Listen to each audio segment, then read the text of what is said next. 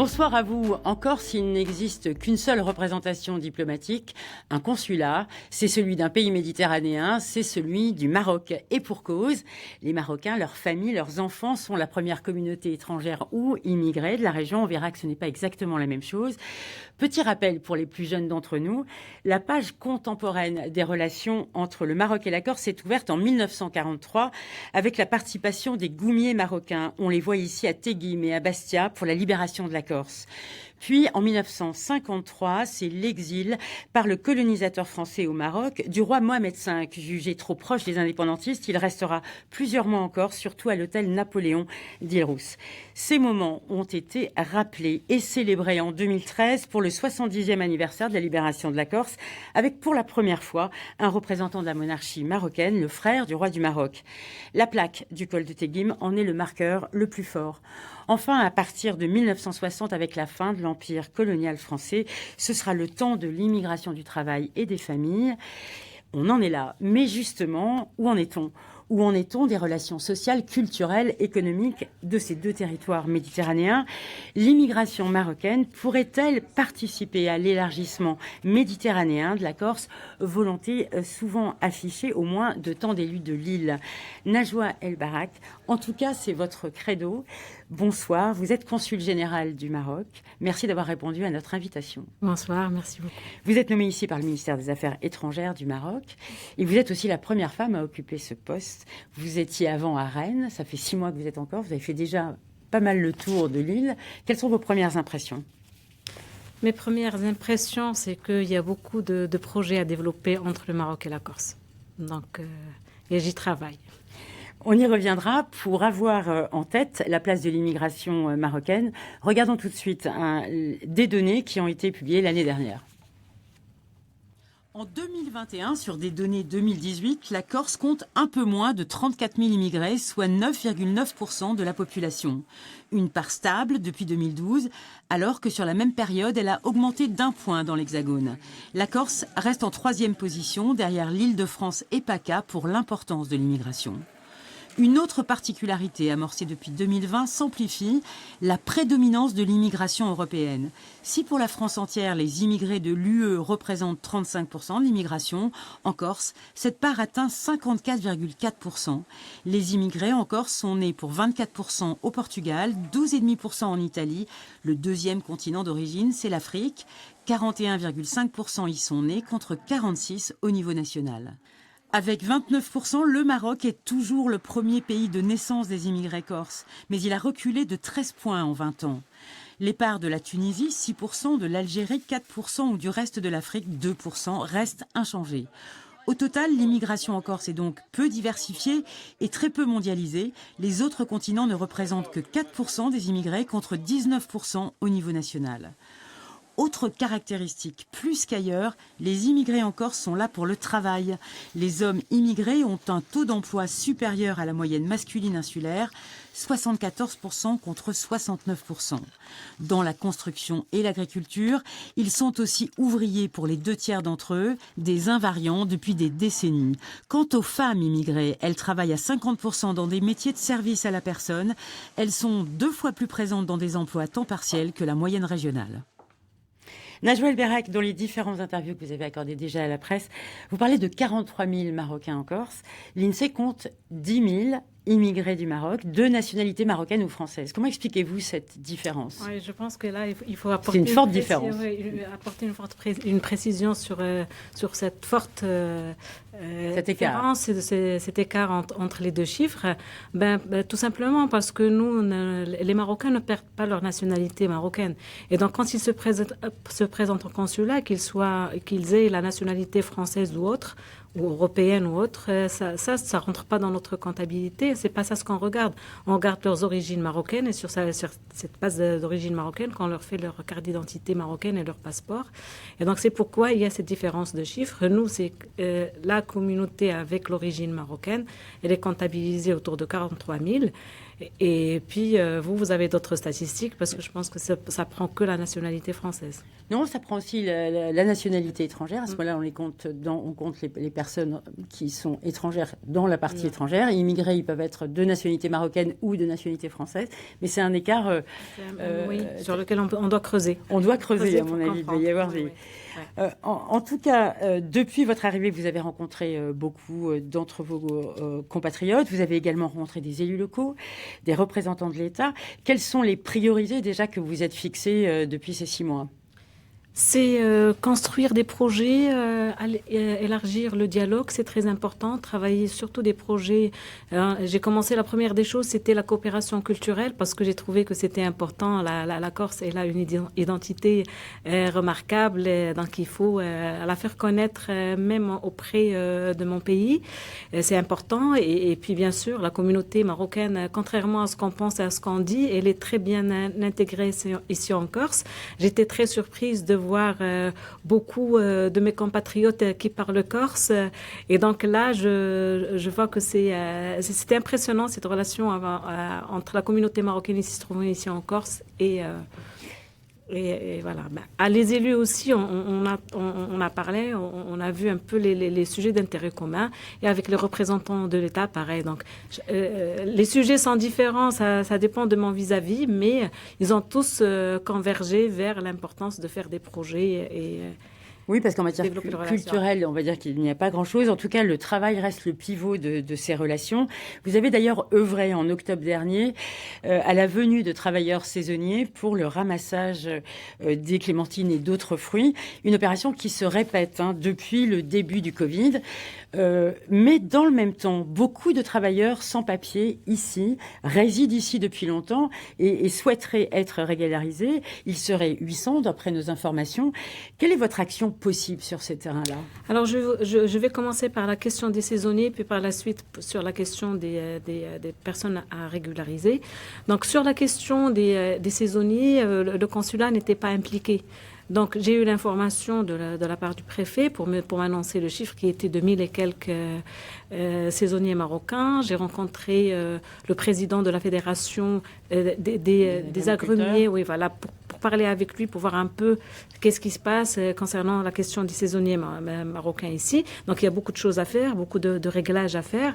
Donc, ça, c'est le travail que je vais faire avec la préfecture, mais aussi parce que là, les conditions d'arrivée des saisonniers et tout ça, il faut qu'on en parle. Maintenant, pour les personnes qui n'ont pas de irrégulière et qui, pour certains d'entre eux, sont en travail. Sont en travail, oui. Et c'était tout le paradoxe de cette question. Oui, vous parlez de 800, moi j'ai pas ce chiffre. Sur mon bureau, il y a une trentaine de dossiers concernant ces personnes, mais j'ai engagé un travail avec la préfecture. On va en approfondir et discuter des cas, des dossiers, du quoi, du comment. Et puis bien sûr, quelle est votre impression, que c'est ouvert ou que il y a un blocage? Le dialogue.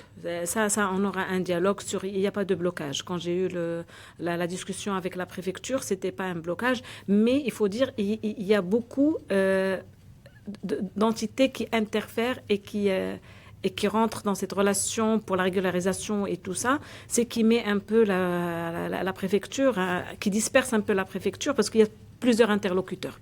Donc c'est ce qui ressort concernant cette question, mais on va la revoir. Autre préoccupation que nous sentons dans notre travail, c'est les tensions en termes religieux, crainte de l'islamisme radical d'un côté, souvent discrimination anti-musulmans, anti-arabes, ont alimenté souvent la chronique insulaire. Pas spécifiquement depuis que vous êtes arrivé. Est-ce que vous avez ressenti ça? Et quel est le rôle que vous pouvez jouer, en termes religieux d'ailleurs? Sincèrement, depuis que je suis arrivée ici, je n'ai lu aucun article traitant cette question. 6 mois, il n'y a eu rien. Absolument. Maintenant, sur la liberté de culte ou sur le culte, c'est à l'État français, c'est lui qui gère, c'est son territoire. Nous, il y a ça, il y a le CRCM. Donc, il y a les institutions, les mécanismes qui traitent la question du culte musulman ici en France. Vous n'intervenez pas du tout sur les questions religieuses? Je n'interviens jamais dans les questions religieuses. Ce qu'il y a, bien sûr, ma communauté, elle est de confession musulmane. Bien sûr, quand on parle des conditions. Et je rapporte les conditions. Ça, c'est important. Mais sinon, non. À Rennes, même ici, je n'ai jamais intervenu sur ces questions de culte. En tout cas, sur les incompréhensions qu'il peut y avoir sur toutes ces questions-là, vous vous dites qu'il faut apprendre à regarder l'immigration globalement. Et vous nous avez appris, quand on a préparé cette émission, qu'il y avait 20 000 Corses qui étaient immigrés au Maroc. Qui sont-ils et exactement. Alors, depuis mon arrivée, je me suis intéressée parce que l'île de beauté, c'est pas rien. Donc, on s'y intéresse. Il y a beaucoup de choses, beaucoup de similitudes, ne serait-ce que pour la faune et la flore. Moi, je suis originaire du Nord. Je suis méditerranéenne, donc je me retrouve un peu mon enfance et tout ça. Donc, la Corse ne m'a pas laissée indifférente. Donc, ces 20 000 Corses donc immigrés au Maroc. Voilà, donc il faut remonter un peu dans le temps, dans les années 70, 60 et tout ça. Il y a beaucoup de Corses qui se sont installés au Maroc, qui ont fait des travail, qui se sont mariés avec des Marocaines, qui se sentent à l'aise. Il y a des cimetières de Corses. Il faut aller voir ça parce qu'on ne le sait pas. Il faut aller du côté de Oujda, il faut aller du côté de Casablanca. Il faut vraiment aller découvrir. Et je ne parle pas parler que des morts, parce que je ne veux pas qu'on parle que des morts, mais des vivants aussi. Les Corses qui partent au Maroc, qui font des affaires, que j'ai rencontrés depuis mon arrivée, ils sont là, ils partent au Maroc, ils font des choses avec le Maroc. Peut-être qu'on ne communique pas assez autour, parce que ce que j'ai constaté aussi, qu'il y a eu beaucoup d'actions, beaucoup de projets, mais tellement c'était ponctuel, c'était pas éparpillé qu'on n'arrive pas à vraiment quantifier. Mais il y avait beaucoup de choses qui ont été faites. On attend des quantifications. En tout cas, pour passer à la partie Maroc, Europe et Méditerranée, le Maroc a un partenariat privilégié avec l'Europe qui donne une place particulière au Maroc dans son nouvel agenda pour la Méditerranée. On voit à l'image le vice-président de la Commission européenne qui a été reçu à Rabat, au ministère des Affaires étrangères, au tout début janvier. Vous connaissez bien ces institutions. Vous avez été en poste auprès de l'ONU et de l'Union européenne. Rappelez-nous le contexte de cette visite et de ce partenariat. Est-ce que Méditerranée et Europe, ça marche ensemble? Qu'est-ce que c'est que cette coopération privilégiée? Donc là, ça rentre toujours dans le dialogue et la relation entre le Maroc et l'Union européenne. Donc le chef de la diplomatie européenne s'est déplacé au Maroc pour discuter de plusieurs sujets d'intérêt commun et pour réitérer la place qu'occupe le Maroc au sein de l'Union européenne et au sein de la Méditerranée. Et si vous me permettez, je peux peut-être reprendre une des déclarations de M. José Borrell, donc, qui a dit que l'un des partenaires les plus dynamiques et les plus proches de l'UE, le Maroc joue un rôle moteur dans l'espace méditerranéen et dans la mise en œuvre du nouvel agenda de la Méditerranée, ce que vous avez cité. Donc ça, il dit ça en janvier 2023, il y a quelques semaines. Et puis patatras, jeudi dernier, 19 novembre, les parlementaires européens, eux, dont le Corse, François Alphonse, en ont décidé autrement. À la grande majorité, ils ont pris une résolution qui dénonce l'irrespect du droit de la presse au Maroc, en soutien des associations telles que Amnesty International et Reporters sans frontières. Le Maroc, depuis, est très en colère. Il y a eu une résolution qui a été votée, un vote qui a été voté par le Parlement marocain. On écoute d'ailleurs une de ces sénatrices, Naïla Tazi, qui a bien voulu nous répondre ce matin sur cet événement. Nous dénonçons la légèreté avec laquelle des résolutions aussi sont adoptées contre le Maroc. Je rappelle que nous sommes un pays ami. Le Parlement marocain l'a annoncé dans un communiqué officiel que nous allons réviser nos relations avec le Parlement européen.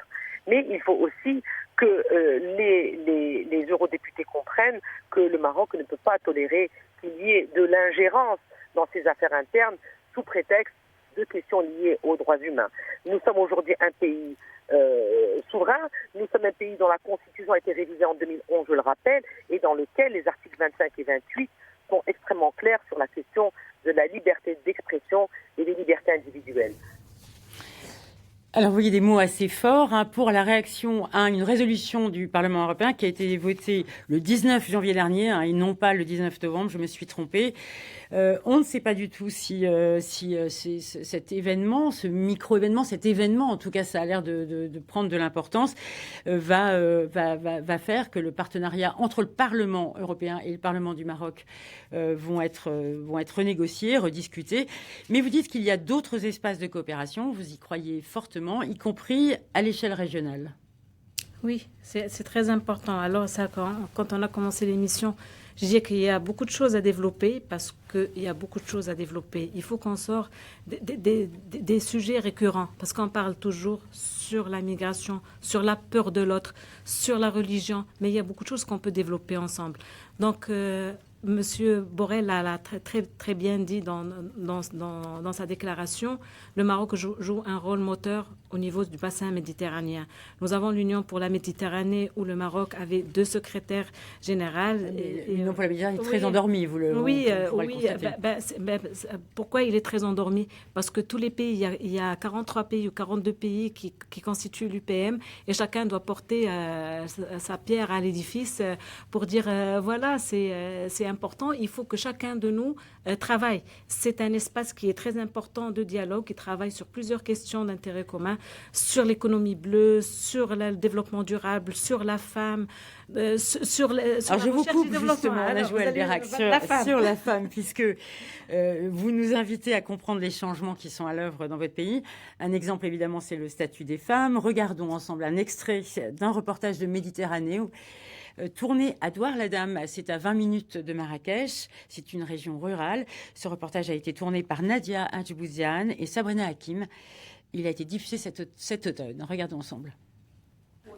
Aujourd'hui, au Maroc, une femme sur 6 se marie avant 18 ans. C'est un sujet qui touche toutes les générations. Ce jour-là, Touria Al-Kraimi, la maman d'une des adolescentes, elle-même mariée à 17 ans, prend part à la discussion.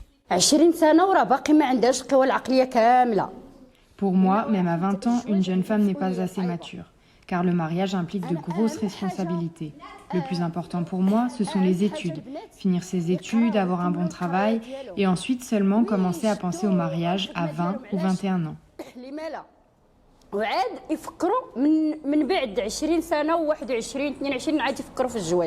Au-delà de la question du mariage précoce, c'est aussi la problématique de l'égalité homme-femme qui est au centre du débat.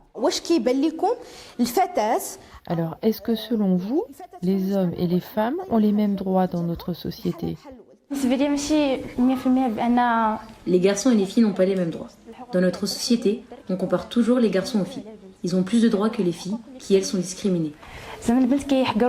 La mobilisation de ces filles va bien au-delà des portes de Project SOR. Récemment, un reportage diffusé sur une chaîne nationale leur a même été consacré. Les adolescentes ont lancé Bigger, un mouvement pour qu'enfin le code de la famille change.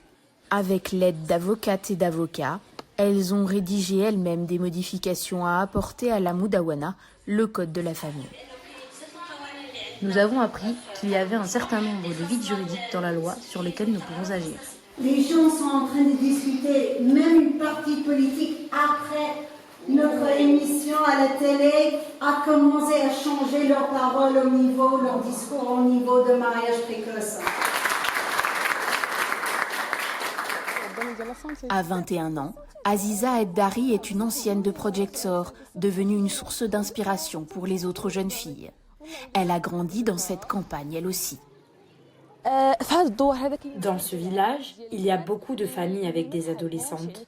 Ces familles travaillent dur chaque jour pour que leurs filles réussissent, pour qu'elles aient un bon métier et qu'elles arrivent à faire ce qu'elles veulent. Aziza poursuit aujourd'hui des études dans le domaine de la santé. Elle a créé un club de handball pour les filles et est membre de l'organisation régionale des femmes de Marrakech. Question très rapide et réponse très rapide. Vous voulez aussi passer le droit des femmes dans la question de l'immigration. Un projet pour la Corse sur ce terrain-là. Alors, le premier projet à la Corse, ça va commencer avec la mairie d'Aléria. Donc, on va travailler avec des femmes marocaines qui se trouvent là-bas. Peut-être que dans une deuxième émission, je vous dirai qu'en est-il. Mais voilà, c'est juste pour vous dire l'importance que j'attache à la femme immigrante marocaine ici en Corse. Formation, culture, tout. Allez. Voilà.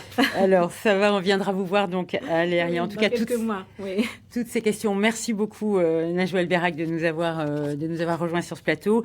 Toutes ces questions, de toute manière, elles seront inévitablement dans l'actualité. Nous sommes à quelques semaines d'un nouveau projet de loi sur l'immigration et l'asile. C'est des questions qui sont encore retravaillées au niveau européen.